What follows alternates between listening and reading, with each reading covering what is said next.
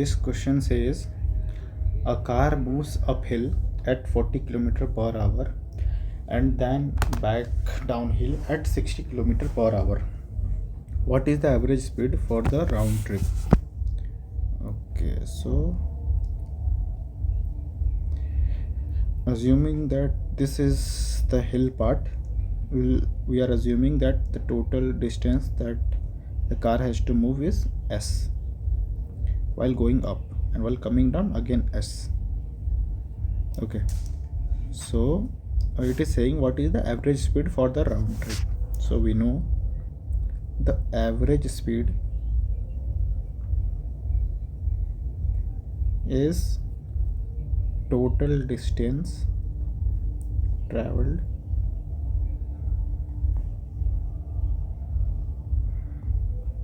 upon total time taken, right? So while going up and coming down, the total distance that the car has to travel is s plus s, and for the total time taken while going up, it is traveling at a speed of 40 km per hour.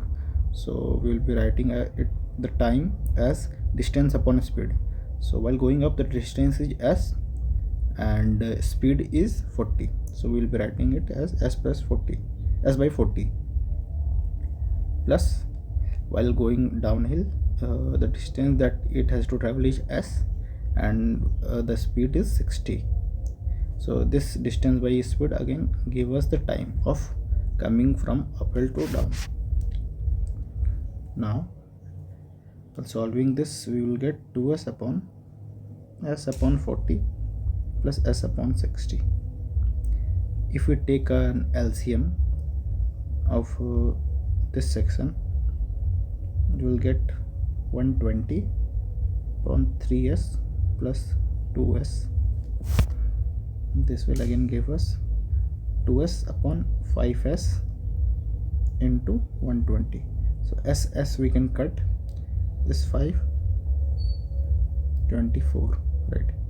So this will give us a final value of 48 km per hour.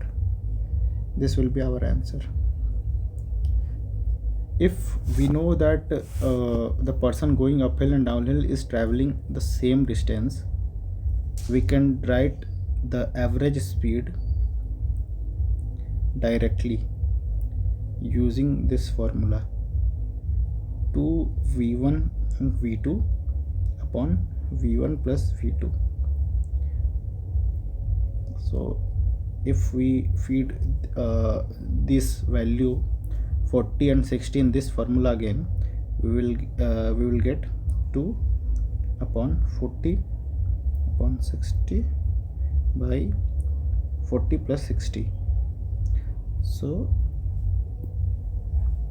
this will give us a value of 2 into 40 into 60 upon 100. So 1010 we can cut. 6 4 is 24 and 2 again 48 km per hour.